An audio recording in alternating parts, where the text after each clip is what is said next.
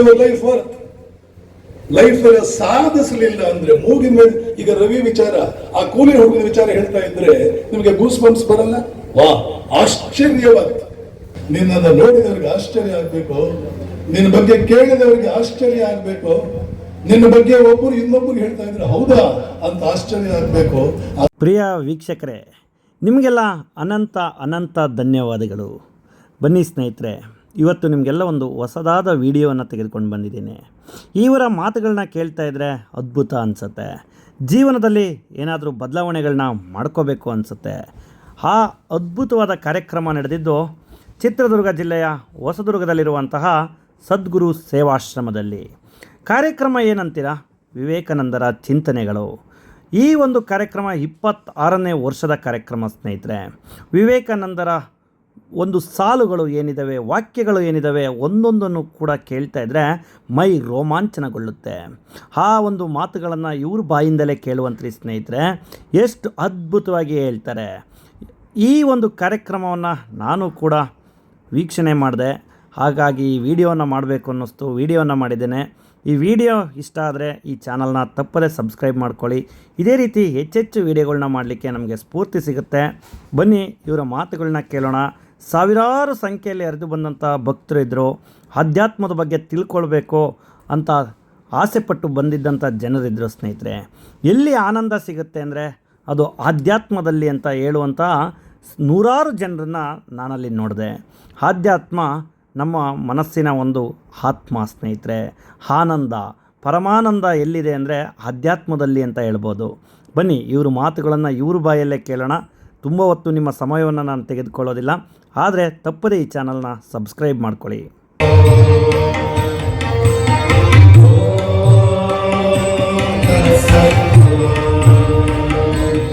But for India, because it is going to lose 1 year of my service. 1 ವರ್ಷ ನನ್ನ service ಕಳ್ಕೊಳ್ಳುತ್ತೆ ಅದು. And if I am not selected, I will redouble my efforts. And next year I am at the top. I will be the topper. ಒಂದು ವೇಳೆ ಆಗಲಿಲ್ಲ ಅಂದರೆ next year topper ಆಗ್ತೀನಿ. ಯೂಟ್ಯೂಬ್ನಲ್ಲಿ ಒಂದು ಸ್ಪೀಚ್ಗಳಿದೆ, ಕೇಳಿರಿ. ಇವರೆಲ್ಲ 2 ದಿನಕ್ಕೆ 1 ಹೊತ್ತು ಹೊಟ್ಟೆ ತುಂಬ ಊಟ ಇಲ್ಲದೆ ಇರೋ ಬಡವರು ಇವರು. 2 ದಿನದಲ್ಲಿ 1 ಹೊತ್ತು ಹೊಟ್ಟೆ ತುಂಬ ಊಟ ಇಲ್ಲ ಅಂತ ಬಡವರು. ಓದೋದಕ್ಕೆ ಪುಸ್ತಕ ಕೊಂಡ್ಕೊಳ್ಳೋಕೆ ದುಡ್ಡಿಲ್ಲ, ಹೊಟ್ಟೆಗೆ ಊಟ ಇಲ್ಲ ಅಂದ್ರೆ ಪುಸ್ತಕ ಕೊಂಡ್ಕೊಳ್ಳೋಕೆ. ನಿಮ್ಗೆ ಅವೆಲ್ಲ ಇದೆ. ತಂದೆ ತಾಯಿ ಪುಸ್ತಕ ಕೊಡೋಕೆ ದುಡ್ಡು ಕೊಡ್ತಾರೆ, ಮನೆಯಲ್ಲಿ ಬಲ್ಬ್ ಇದೆ, ತಾಯಿ ಬೇಕಾದ್ರೆ 10 ಸಲ ಟೀ ಮಾಡಿಕೊಡ್ತಾಳೆ, ನೀವು ಓದ್ತೀವಿ ಅಂತ ಕೂತ್ರೆ. ಓದ್ಕೋಬೇಕು ನಾನು ಎಬ್ಬಿಸ್ಬೇಡಿ ಅಂದರೆ ಯಾರು ಮನೆಯವ್ರಿಗೆ ಕೆಲಸ ಕೊಡಲ್ಲ. ಪಾಪ ಅವ್ರದೆಲ್ಲ ಹಾಗಲ್ಲ. ಅವರೆಲ್ಲ ತಮ್ಮ ಹೊಟ್ಟೆ ತಾವು ಹೊರಕೊಂಡು ಆಮೇಲೆ ಓದಬೇಕಾಗಿತ್ತು. ಒಂದೊಂದು ಅಟೆಂಪ್ಟ್ಗೆನೆ ಹಾರ್ವರ್ಡಲ್ಲಿ PhD. ವಿವೇಕಾನಂದ್ರ ಏನು ಹೇಳಿದ್ರು? ಭಾರತೀಯನೇ, ನನ್ನ ರಕ್ತ ನಿನ್ನ ರಕ್ತ ಎರಡು ಒಂದೇ. ಇವತ್ತು ಅಮೆರಿಕದ ಯಾವುದೇ ಶಾಲೆಗೆ ಹೋಗಿ ನೋಡಿ, 10 ಜನ ಟಾಪರ್ಸ್ ಅಲ್ಲಿ 8 ಜನ ಇಂಡಿಯನ್ಸ್. ಯಾಕೆ? ಭಾರತೀಯರೇ, ನನ್ನ ರಕ್ತ ನಿಮ್ಮ ರಕ್ತ ಒಂದೇ. ಅಮೆರಿಕದಲ್ಲಿರೋ ಭಾರತೀಯರಿಗೆ ಕರೆಕ್ಟ್ ಆಗಿ ಸಿಗ್ತಾ ಇದೆ ಇನ್ಸ್ಪಿರೇಷನ್ ಅವ್ರ ಟೀಚರ್ಸ್ ಕಡೆಯಿಂದ, ಅವ್ರ ಪೇರೆಂಟ್ಸ್ ಕಡೆಯಿಂದ. ಆದರೆ ಇಂಡಿಯಾದಲ್ಲಿರೋ ಕಾಲೇಜ್ ಮಕ್ಕಳಿಗೆ, ಹೈಸ್ಕೂಲ್ ಮಕ್ಕಳಿಗೆ ಈ ಕಡೆ ಪೇರೆಂಟ್ಸ್, ಆ ಕಡೆ ಟೀಚರ್ಸ್ ಇನ್ಸ್ಪಿರೇಷನ್ ಕೊಡ್ತಿಲ್ಲ. ಸ್ವಾಮೀಜಿ ಕಾರ್ಯಕ್ರಮ ಮಾಡಿರೋದು ನಿಮಗೆ ಇನ್ಸ್ಪಿರೇಷನ್ ಕೊಡೋದಕ್ಕೆ, ನಿಮಗೆ ಇನ್ಸ್ಪೈರ್ ಮಾಡೋದಕ್ಕೆ. ಹಾಗೆ ಬರುತ್ತೆ ಇನ್ಸ್ಪಿರೇಷನ್, ಅರ್ಥ ಮಾಡ್ಕೋಬೇಕು ನೀವು. ಗುಲ್ಬರ್ಗಾದ ಒಬ್ಬ ಹುಡುಗ ವಿವೇಕಾನಂದರ ಬಗ್ಗೆ ಅದ್ಭುತವಾದ ಭಾಷಣ ಮಾಡಿದಂಥ ಒಬ್ಬ ವ್ಯಕ್ತಿಗೆ ಆಮೇಲೆ ಮೆಸೇಜ್ ಮಾಡಿದಂತೆ. ನನ್ನ ಫ್ರೆಂಡ್ ಅವ್ರು ಹೇಳಿದ್ರು, ಏನ್ ಮೆಸೇಜ್ ಮಾಡಿದೆ ಗೊತ್ತಾ ಸರ್? ಇಂಗ್ಲಿಷಲ್ಲಿ ಮೆಸೇಜ್ ಮಾಡಿದ್ದ. So far I used to swim in a swimming pool, maximum in a big tank, not more than that. All these days I used to swim in a swimming pool. Now I listen to Vivekananda. I don't want to swim in a swimming pool. I want to swim against a tsunami. ಇಲ್ಲಿವರೆಗೆ ನಾನು swimming pool ನಲ್ಲಿ ಈಜು ಹೊಡಿತಿದ್ದೆ. ವಿವೇಕಾನಂದರ ವಿಚಾರ ಕೇಳಿದ್ನಲ್ಲ, swimming pool ನಲ್ಲಿ ಯಾರು ಮಾಡ್ತಾರೆ? Tsunami ಬರಲಿ ಅದರ ವಿರುದ್ಧ ಈಜ್ತೇನೆ. ಸುನಾಮಿ ಬರಲಿ ಅದರ ವಿರುದ್ಧ ಈಜ್ತೇನೆ. ಅದು ಇನ್ನೊಂದು ವಾಕ್ಯ, ಅದು ಚೆನ್ನಾಗಿದೆ. I am A cricketer. All these days I used to catch a leather ball, a tennis ball, maximum a leather ball. From now on I am not interested in catching any leather ball. Now I want to catch the bullet that is shot at me. ಇನ್ನು ಮೇಲೆ leather ball, tennis ball catch ಮಾಡಲ್ಲ. ಯಾರಾದ್ರೂ ಬಂದೂಕ್ ನನ್ನ ಕಡೆ bullet ಹೊಡಿಲಿ, ಆ bullet catch ಮಾಡ್ಬಿಟ್ಟೆ ಹೋಗ ಆ ಕಡೆ ಅಂತೀನಿ. ಬುಲೆಟ್ ಬಿಡಲ್ಲ ನನ್ನನ್ನು ಟಚ್ ಮಾಡೋದಕ್ಕೆ, ಬುಲೆಟ್ ಕ್ಯಾಚ್ ಮಾಡ್ತೀನಿ. ಯಾಕೆ? I have become transform, change ಆಗಿದ್ದೀನಿ. ದ್ವಿಜತ್ವಂ, ಮರು ಹುಟ್ಟು ಸಿಕ್ಕಿದೆ ನನಗೆ. ಇಲ್ಲಿವರೆಗೆ ತಾಯಿ ಹೊಟ್ಟೆಯಲ್ಲಿ ಇಟ್ಟು ಹುಟ್ಟಿದಾಗ ಹೇಗಿದ್ನೋ ಗೊತ್ತಿಲ್ಲ. ನಾವು that I know Vivekananda and I know my self. ನಾನು ಯಾರಂತ ನನಗೆ ಗೊತ್ತಾಗಿದೆ. ಇನ್ನು ಮುಂದೆ ನನ್ನ ಲೈಫ್ ಬೇರೆ. ಇದನ್ನ ದೆವ್ವ ಹಿಡಿಯೋದು ಅಂದ್ರೆ ಅರ್ಥ, ಇದಕ್ಕೆ ದೆವ್ವ ಹಿಡಿಯೋದು ಅಂದ್ರೆ ಅರ್ಥ. ಅದೆಲ್ಲ ಇಲ್ಲ ಅಂದ್ರೆ ಲೈಫ್ಗೆ ಅರ್ಥ ಏನಿದೆ? ಏನ್ ಅರ್ಥ ಇದೆ? ಹೇಗೋ ಹುಟ್ಟಿದ ಸಾಲೋಮಾನ್ ಗ್ರ್ಯಾಂಡಿ, ಬಾರ್ನಾನ್ ಮಂಡೇ ಹುಟ್ಟಿದ, ಕ್ರಿಸ್ಟಿನ್ ಡಾನ್ ಟ್ಯೂಸ್ಡೇ ಮಂಗಳವಾರ ನಾಮಕರಣ ಆಯಿತು, ಮ್ಯಾರಿಡ್ ಆನ್ ವೆನ್ಸ್ಡೇ ಬುಧವಾರ ಮದುವೆ ಆಯಿತು, ಟುಕಿಲ್ ಆನ್ ಥರ್ಸ್ಡೇ ಗುರುವಾರ ಕಾಯಿಲೆ ಬಂತು, ವಾರಸ್ ಆನ್ ಫ್ರೈಡೇ ಶನಿವಾರ ಶುಕ್ರವಾರ ಐಸಿಯು ಹೋದ, ಡೈಡ್ ಆನ್ ಸಾಟರ್ಡೇ ಶನಿವಾರ ಸತ್ತ, ಬರೀಡ್ ಆನ್ ಸಂಡೇ ಭಾನುವಾರ ಹುತ್ತಾಕಿದ್ರು. ಇಂಥ ಸಾಲೋಮಾನ್ ಗ್ರ್ಯಾಂಡಿಗಳಾಗಿ ಹುಟ್ಟಬೇಕಾ? ಅದಕ್ಕೊಂದು ಅರ್ಥ ಇದೆಯಾ? ಇದಕ್ಕೆ ಲೈಫ್ ಅಂತ ಕರೀತಾರೆ. Vivekananda will never call it life. ಅದು ಲೈಫ್ ಅಲ್ಲ, ಎಕ್ಸಿಸ್ಟೆನ್ಸ್. ಕಲ್ಲಿದೆ 25,000 ವರ್ಷಗಳಿಂದ ಅಲ್ಲೇ ಕೂತಿದೆ. ಹಾಗೆ ನಾವು ಒಂದು ಕಲ್ಲು, ಅದು existence. It doesn't have life, but we have life. There should be some difference between you and a stone piece that is lying there for thousands of years without producing any impact. What is your life worth? Life ಸಾಧಿಸಲಿಲ್ಲ ಅಂದ್ರೆ ಮೂಗಿನ ಮೇಲೆ, ಈಗ ರವಿ ವಿಚಾರ, ಆ ಕೂಲಿ ಹುಡುಗನ ವಿಚಾರ ಹೇಳ್ತಾ ಇದ್ರೆ ನಿಮಗೆ ಗೂಸ್ ಬಂಪ್ಸ್ ಬರಲ್ಲ? ವಾ, ಆಶ್ಚರ್ಯವಾದ. ಕಠೋಪನಿಷತ್ತು, ಭಗವದ್ಗೀತೆ ಎಲ್ಲ ಹೇಳುತ್ತೆ, ಮನುಷ್ಯನೇ ನಿನ್ನ ಜೀವನದ ಗುರಿ ಏನ್ ಗೊತ್ತಾ? ಆಶ್ಚರ್ಯವತ್ತಾಗಿ ಬದುಕಬೇಕು. ಹೇಳಿದ್ರೆ ಅವರಿಗೆ ಆಶ್ಚರ್ಯ ಆಗಬೇಕು. ಅರ್ಜುನ ಆಶ್ಚರ್ಯವತ್ ಪಶ್ಯತಿ ಕಶ್ಚಿದೇನಂ ಆಶ್ಚರ್ಯವದ್ ವದತಿ ತಥೈವ ಚಾನ್ಯಃ ಆಶ್ಚರ್ಯವಚ್ಚೇನಂ ಅನ್ಯಶ್ರುಣೋತಿ ಶ್ರುತ್ವಾಪ್ಯೇನಂ ವೇದ ನ ಚೈವ ಕಶ್ಚಿತ್. ನಿನ್ನನ್ನು ನೋಡಿದವರಿಗೆ ಆಶ್ಚರ್ಯ ಆಗ್ಬೇಕು, ನಿನ್ನ ಬಗ್ಗೆ ಕೇಳಿದವರಿಗೆ ಆಶ್ಚರ್ಯ ಆಗ್ಬೇಕು, ನಿನ್ನ ಬಗ್ಗೆ ಒಬ್ಬರು ಇನ್ನೊಬ್ಬರು ಹೇಳ್ತಾ ಇದ್ರೆ ಹೌದಾ ಅಂತ ಆಶ್ಚರ್ಯ ಆಗ್ಬೇಕು. ಅದು ನಿನ್ನ ಹುಟ್ಟು ಗುಣ. ನೀನು ಹುಟ್ಟುತ್ತಾನೆ ನಿನ್ನ ರಕ್ತಕ್ಕೆ ಬಂದು ಸೇರಿಕೊಂಡಿರೋ ಗುಣ. ಹೊರಟೋಗುವಂತೀನಿ ಅಂದ್ರೂ ಹೋಗಲ್ಲ. ಈ ಅಜ್ಞಾನ, ಈ ಅವಿವೇಕ, ಈ ನೊರಸ, ಬಿಜಾಪುರ ಕಡೆ ಹೇಳ್ತಾರೆ ನೊರಸ ಜೀವನ, ಸೊಳ್ಳೆ ಜೀವನ, ಇರುವೆ ಜೀವನ ಅಥವಾ ಕಾಕ್ರೋಚ್ ಜೀವನ. ಯಾರಾದರೂ ಜೀವನದಲ್ಲಿ ನಾನು ಜಿರಳೆ ಆಗ್ಬೇಕು ಅಂತ ಬಯಸ್ತಾರೆ ಅಂದ್ರೆ, ಕಾಕ್ರೋಚ್ ಆಗ್ಬೇಕು, ಹುಲಿ ಆಗ್ಬೇಕು ಅಂತ ಹೇಳು ಅರ್ಥ ಇದೆ, ಸಿಂಹ ಆಗ್ಬೇಕು ಅಂತ ಹೇಳಿ ಅರ್ಥ ಇದೆ. ಕಾಕ್ರೋಚ್, ಆ ಮೂರ್ಖರೆಲ್ಲ ಕಾಕ್ರೋಚ್ಗಳಾಗಿದ್ದಾರಂತೆ. ಕಾಕ್ರೋಚ್ ಅಂದ್ರೆ ಏನು? ಹೊಲಸು. ಅದು ಎಲ್ಲಿ ಕಾಕ್ರೋಚ್ ಇರುತ್ತೋ ಆ ಜಾಗಕ್ಕೆ ನಾನಂತೂ ಹೋಗಲ್ಲ. ಹೋದ್ರೆ ಬಂದ ತಕ್ಷಣ ಸ್ನಾನ ಮಾಡ್ತೀನಿ. ಅರ್ಥ ಹೊಲಸದ್ದು ಅದಾಗಬೇಕು ಬಯಸ್ತಾರೆ. ಏನಾಗಿದೆ ಇವ್ರಿಗೆ ರೋಗ? ಇವ್ರಿಗಾಗಿರೋ ರೋಗ ಒಂದೇ ಒಂದು. ಏನದು? They don't know the worth of an Indian. ಒಬ್ಬ ಭಾರತೀಯನ ಯೋಗ್ಯತೆ ಏನು, ನಮ್ಮ ರಕ್ತ ಏನು, ಇದರ ಬಗ್ಗೆ ಅವ್ರ ಕಲ್ಪನೆ ಇಲ್ಲ. ಅವ್ರೇನಾದ್ರೂ ಆಗ್ಲಿ, ಆದ್ರೆ ನೀವು ಬೇರೆ ಇರಬೇಕು. ಇವತ್ತೇ ನಿಮ್ಮ ಹೊಸ ಬರ್ತ್ಡೇ ಕಾಲೇಜ್ ಸ್ಟೂಡೆಂಟ್ಸ್. ನಾನು ಹೇಳ್ತಾ ಇರ್ತೇನೆ, 2 ರೀತಿಯ ಕಾಲೇಜ್ ಸ್ಟೂಡೆಂಟ್ಸ್ ಇರ್ತಾರೆ. ಒಂದು ಕಾಲೇಜ್ ಸ್ಟೂಡೆಂಟ್ಸ್ ಯಾರು ಗೊತ್ತಾ? ಕಾಲೇಜ್ ಅಂದ್ರೆ ಕಾಲ ಕಳೆಯುವ ಏಜ್.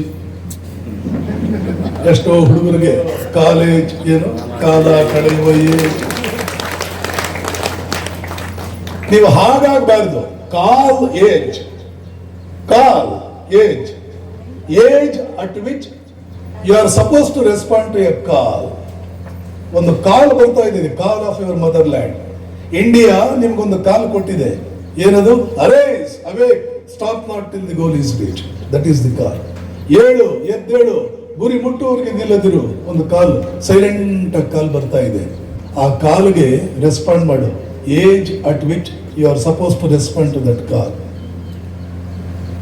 ಹಾಗಿದ್ದಾಗ ಯಂಗ್, ಅಂಥವನಿಗೆ ಯಂಗ್.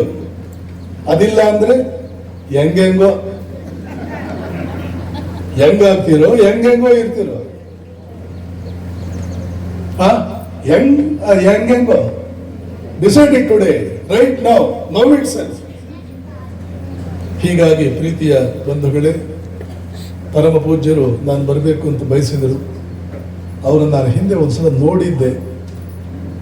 ನೀವು ಅವ್ರ ಊರಿಗೆ ಸೇರಿದವರು, ಅವರ ಆಶ್ರಮ ಇರುವುದು. ನಿಮ್ಮಂತ ಭಾಗ್ಯವಂತರು ಈ ಇಂಡಿಯನ್ಸ್ ಬಂದಿರೋ ಪ್ರಾಬ್ಲಮ್ಮೇ ಇದೆ.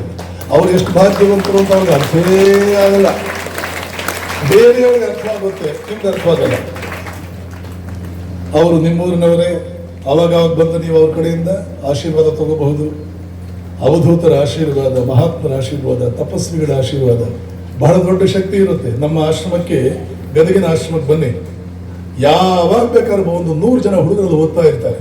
ಯಾಕೆ ಅಂದ್ರೆ ಇಲ್ಲಿ ಓದಿರೋ ಹುಡುಗರು ಏನೇನೋ ಆಗಿಬಿಟ್ಟಿದ್ದಾರಪ್ಪ, ಹಾರ್ವರ್ಡ್ ಹೋಗಿದ್ದಾರೆ, IPS ಮಾಡಿದ್ದಾರೆ.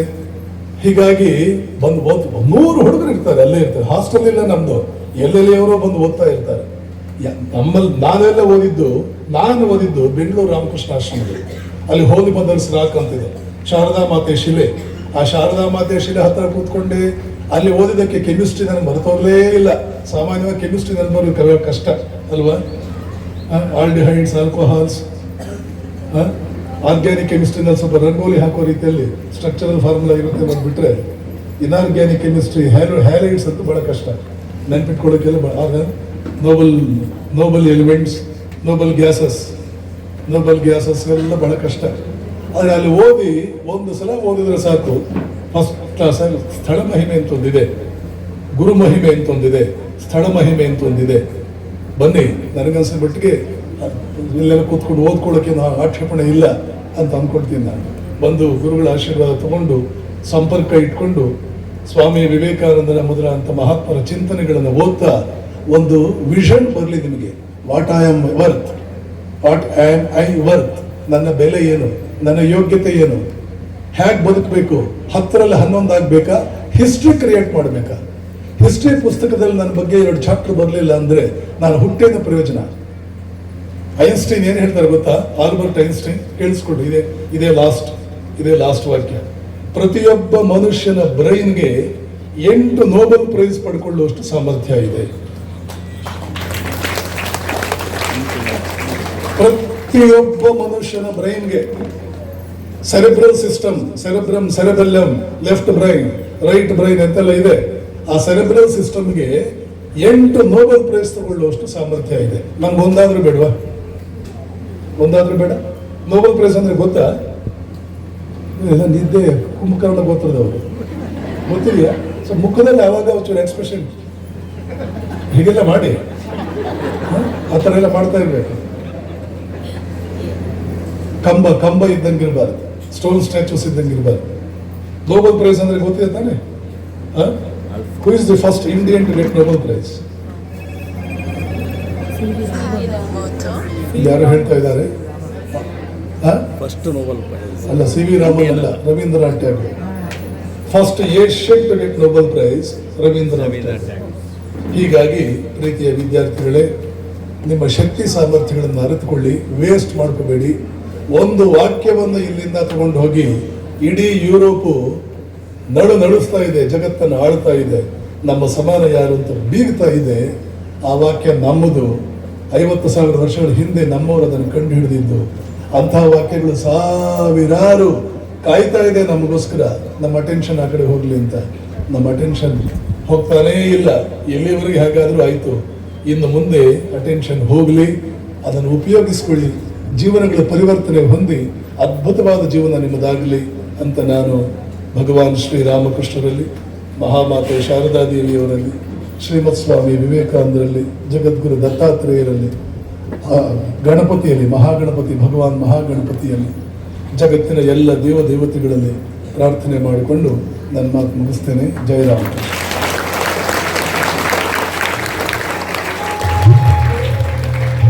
ಪರಮ ಪೂಜ್ಯರಿಗೆ ಈ ದಿವಸ ನಮ್ಮ ಆಶ್ರಮದ ಕಾರ್ಯಕ್ರಮದಲ್ಲಿ ಬಹಳ ವಿಶೇಷವಾದಂಥ ಕಾರ್ಯಕ್ರಮ. ಮೊದಲನೇದಾಗಿ ಶ್ರೀ ಚಕ್ರವರ್ತಿ ಸೋಲಿಬೇಲಿಯವರು, ಹಾಗೆಯೇ ಪರಮ ಪೂಜ್ಯ ಶ್ರೀ ಸ್ವಾಮಿ ನಿರ್ಭಯಾನಂದ ಸರಸ್ವತಿ ಮಹಾರಾಜ್, ಶ್ರೀ ರಾಮಕೃಷ್ಣ ವಿವೇಕಾನಂದ ಆಶ್ರಮ ಗದಗ, ಇವರ ದೀರ್ಘವಾದಂತಹ ಎಲ್ಲರಿಗೂ ಕೂಡ ಮನಸ್ಸಿಗೆ ಮಾತಾಡ್ತಾ ಆ ವೈರಾಗ್ಯದ ಶ್ರೇಷ್ಠ ಸಂಕೇತ ಸನ್ಯಾಸಿ. ಆ ಮಾತುಗಳೇ ಪ್ರಧಾನವಾಗಿದ್ದು ಅದೇ ಗುಂಗಲ್ಲಿದ್ದಂತಹ ವಿವೇಕಾನಂದರು ಸನ್ಯಾಸಿ ಅಂದ್ರೆ ಯಾರು, ಸನ್ಯಾಸ ಅಂದ್ರೆ ಏನು ಅಂತ ಒಂದು ದಿನ ಹಾಗೆ ವಾಕಿಂಗ್ ಹೋಗ್ತಾ ಇದ್ದವರು ಒಂದು ಮೂಡ್ ಬಂದು ಒಂದು ಹಾಡು ಬರೆದು ಬಿಡ್ತಾರೆ. ಓಂ ತತ್ಸತ್ ಓಂ ಅಂತ ಅದರ Pallavi, the song of the ಸನ್ಯಾಸಿ, ಇಂಗ್ಲಿಷ್ ಅಲ್ಲಿ ಬರೆದಿದ್ದವರು. ನ್ಯೂಯಾರ್ಕ್ಗೆ ಹೋದ್ರೆ ನೀವು ಅಲ್ಲಿ ರಾಮಕೃಷ್ಣ ಆಶ್ರಮದಲ್ಲಿ ಅವರ ಹ್ಯಾಂಡ್ ರೈಟಿಂಗ್ ಸಮೇತ ಯಾವ ಹಾಳೆ ಮೇಲೆ ಬರೆದ್ರು ಅದನ್ನು ನೋಡ್ಬೋದು. ಅವ್ರ ಹ್ಯಾಂಡ್ ರೈಟಿಂಗ್ ಸಮೇತ ಸಿಗುತ್ತೆ ನಿಮಗೆ, ಯಾವ ಹಾಳೆ ಮೇಲೆ ಬರೆದು, ಯಾವ ಪೇಜ್ ಮೇಲೆ, ಪೇಪರ್ ಮೇಲೆ ಬರೆದಿದ್ದಾರೆ ಅವರು. ಅದನ್ನು ರಾಷ್ಟ್ರಕವಿ ಕುವೆಂಪು ನೋಡಿ ಅದ್ಭುತವಾಗಿದೆಯಲ್ಲ ಇದು, ಟ್ರಾನ್ಸ್ಲೇಟ್ ಮಾಡಬೇಕು ಅಂತ ಕನ್ನಡಕ್ಕೆ ಟ್ರಾನ್ಸ್ಲೇಟ್ ಮಾಡಿದ್ದಾರೆ. ಸನ್ಯಾಸಿ ಗೀತೆ ಅಂತದ್ರ ಹೆಸರು. 13 ಅಥವಾ 11 ಸ್ಟ್ಯಾನ್ಸಾಸ್ ಇದೆ. ಈಗ ನಾವೊಂದು 5 ಸ್ಟ್ಯಾನ್ಸಾಸು ನಮ್ಮ ಸಾಧು ಸನ್ಯಾಸಿಗಳು, ವೀರ ಸನ್ಯಾಸಿ ವಿವೇಕಾನಂದ ಅನ್ನೋ ಪುಸ್ತಕದಲ್ಲಿ ಸಿಗುತ್ತೆ. ಈಗ ಒಂದಷ್ಟು ಹಾಡ್ತಾರೆ. ಆ ವೇಳೆಗೆ ಒಂದೆರಡು ತಲೆಯಲ್ಲಿ ಏನಾದರೂ ಕ್ವಶನ್ಸ್ ಬಂದರೆ ಬರಲಿ, ಇಲ್ಲ ಅಂದರೆ ಮಂಗಳ ಸಂಬಂಧಪಟ್ಟಿದ್ದ ಹಾಡು ಇರುತ್ತೆ ನೆಕ್ಸ್ಟ್.